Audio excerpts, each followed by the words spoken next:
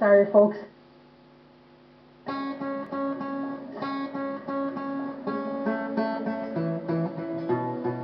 In May of 2019, survivors of residential abuse gathered in St Patrick's Cathedral in Dublin to mark 20 years since the state apology. Whenever I meet the kids from the industrial school today, there's a familiarity between us. There's a kind of a sibling energy that comes through. So that's not really understood sometimes, you know. We were family. Would you sing with me? Oh gee, you're not shy at all.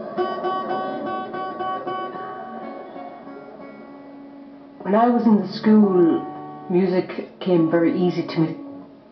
May God bless and keep you always. The nuns knew I could sing, but that was not considered of value to them. May you always do for others and let others do for you. We were all led to believe that we didn't really have much social value, we hadn't much social worth, we wouldn't amount to much.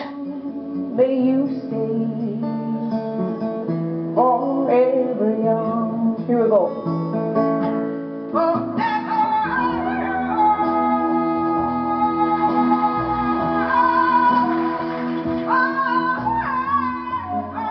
In 2015, Sharon Murphy appeared on The Voice in the UK to an audience of 9 million people.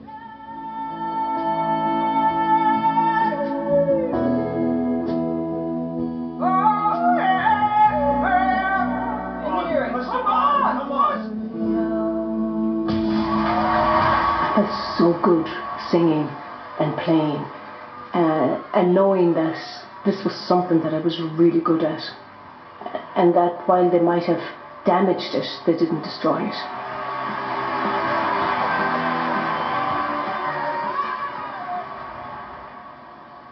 In 2013, a new organisation called Cara Nua was established to help survivors with everyday needs. It was funded by the 110 million cash contribution made by the religious orders after the Ryan report.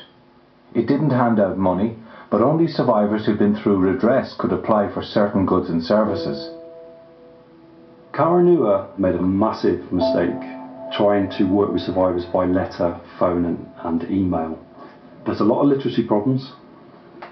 On the telephone, the communication is compromised.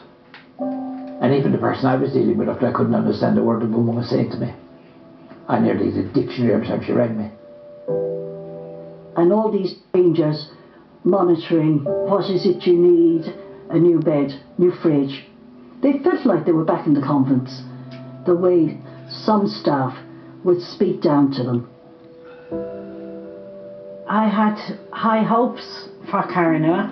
I was a member of that board, and I tried to actually bring the concerns, the needs of survivors in the UK, and I was basically told my role was not to be the voice of survivors. I resigned because I felt that survivors were not being listened to. I think it was a real tragedy, because I think the Redress Board and Cara Nua were very well-intentioned, well-conceived services. What they needed was experts on trauma who will be able to tell them, if you talk to survivors in a judgmental, legalistic way, you will probably re-traumatize them by eliciting the same kinds of experience they had when they were a child. Cara Nua finished taking applications from survivors in August 2019, and the fund is now winding down. The original estimate for the cost of redress and the commission to inquire into child abuse was €256 million. In the end, they cost 6 times more, €1.5 billion, 240 million of which went on legal fees. The Commission and the Redress Board have finished their work, and now it's proposed that all of the records will be locked away for 75 years. In November 2019, a Dáil committee heard submissions on this proposal. If you put records away, people in 75 years' time wouldn't be interested. Oh, that was too long ago, don't worry about it.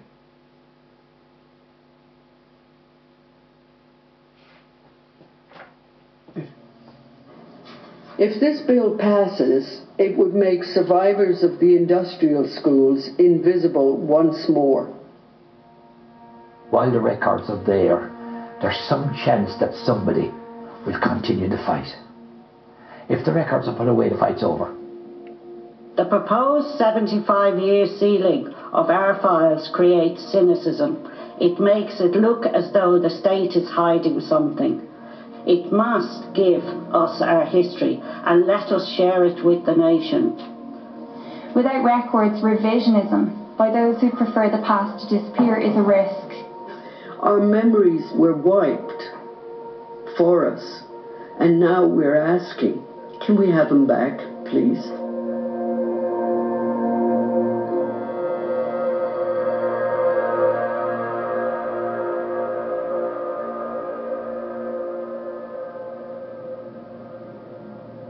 The Retention of Records Bill hadn't been passed when the Dáil was dissolved in January 2020.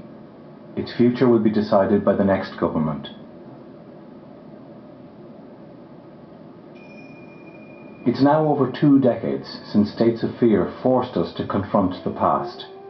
The state apologised, but has the state managed to put right a wrong? Would it all have been better if Mary Rafferty and others had not done what they'd done, that gave the victims a chance of stating their case, that gave them a chance of getting some redress, and I think the answer to that is 95-5. They're better off. Does it complete every single thing? Do you feel totally vindicated? No, you don't.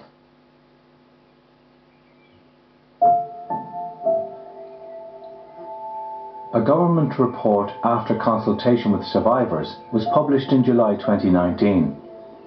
It found that many survivors described their experience of redress as adversarial, traumatic and negative. But that wasn't the case for all.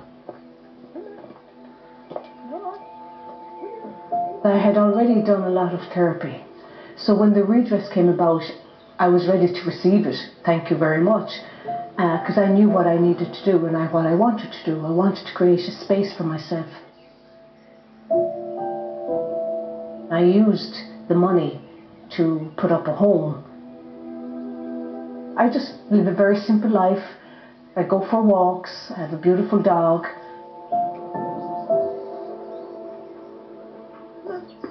I feel okay. I feel okay. And I feel that what happened to me is the past. There's no one really for me to blame anymore. I'm done with the blame, you know.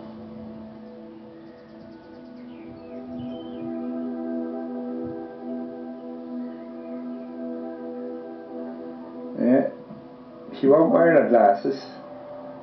No, she takes them off, don't you? And she's the best girl in the house and blinks her eyes every day and gives me a kiss. I've never had grandchildren living here, except Faith. But she means the world to me because she's had to give me a new lease of life. I wake up every morning at 6 o'clock and the first thing I do be waiting for her to come down to see her. She's the best. Oh, she's the best. She's a year and 6 months.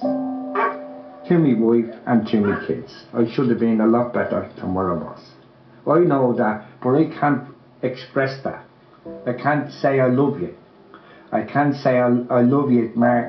I can't say, I can't put their arms around me. It's never been done. From the time I went into RTE, I lost all that. Faith lives here, yeah. Faith, I have her for her because she is a special baby that's going to be had to be looked after for the rest of our days. And that's Percy. She's a special one. And she's only 3 teeth, but there's more coming. There's more coming, isn't there?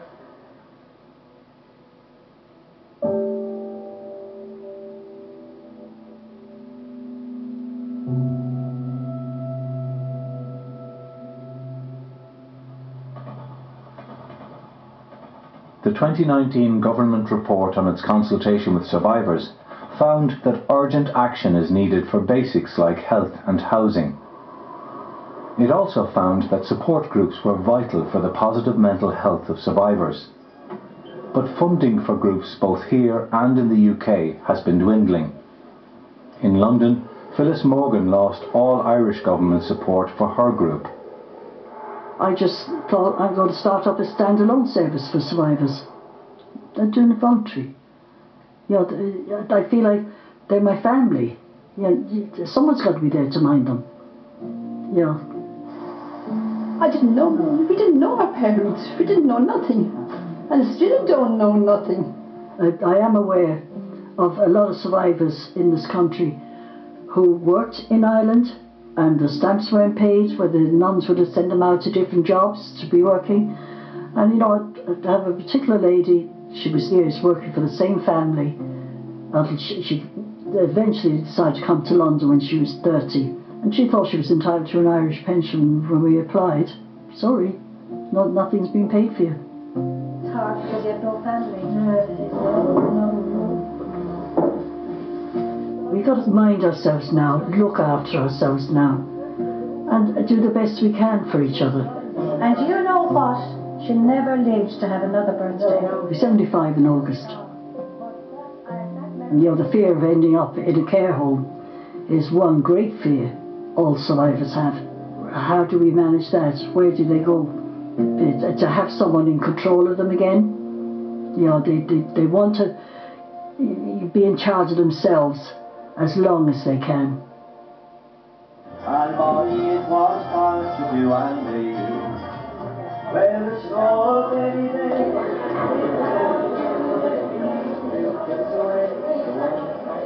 I've just started to go to Coventry to functions there, and they've accepted me very well. I didn't start going to them until the redress was finished. How many years altogether? 15. You wouldn't get that for murder. And I met up with the likes of Bill. Well, we were in the same school, me and him. I looked after him in Baltimore. He said I stood up for him for one or two reasons. I think, in a way, what they did, they took our confidence away, didn't we? As a child. Right now, tomorrow's looking bright. They heal themselves just by being in each other's company. That becomes like their own therapy. They don't have to explain anything to each other.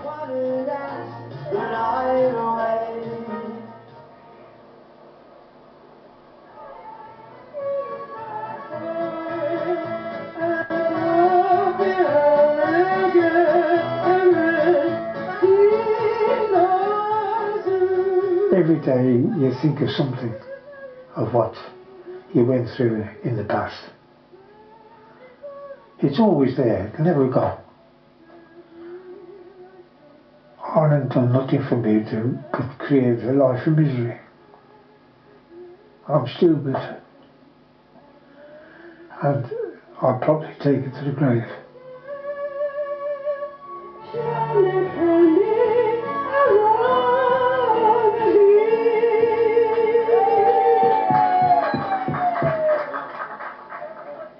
We will owe them until the day that they die. To me, the health service should respond always generously and outside of the rules. Everything in terms of literacy, education, housing. That to me was my ideal of how we try and help the remainder of their lives, because we sure as hell damaged in an appalling way the first part of their lives. Outwardly, I think I'm alright. Inwardly, I'm very bitter.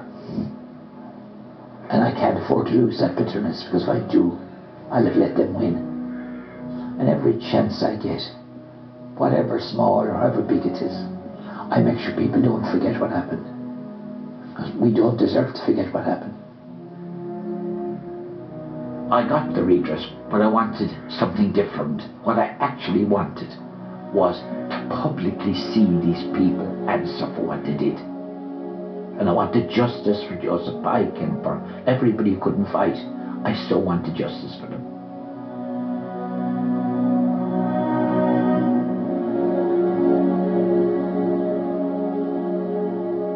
It would have been infinitely preferable if one was in a position to identify the perpetrators of the abuse and all of that.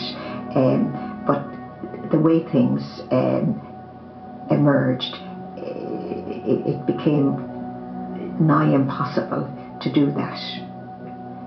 That's the reality of it, isn't it? There's no perfect kind of inquiry. Inquiries are lengthy and expensive. And of course, they involve lawyers at every stage. There may be a better way, but nobody has yet produced one.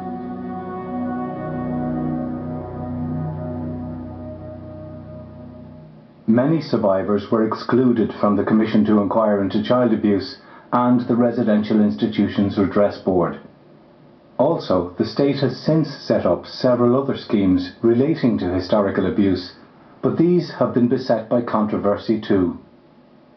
Clearly, we're going to come up against very similar issues in relation to the mother and baby homes, adoption.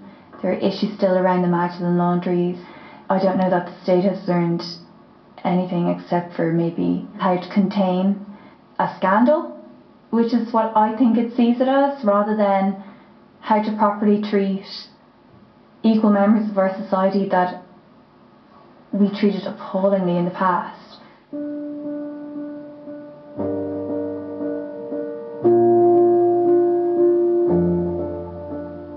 Redress didn't give the survivors the mechanism to heal themselves. And how do you do that? And for me, it was through my work as an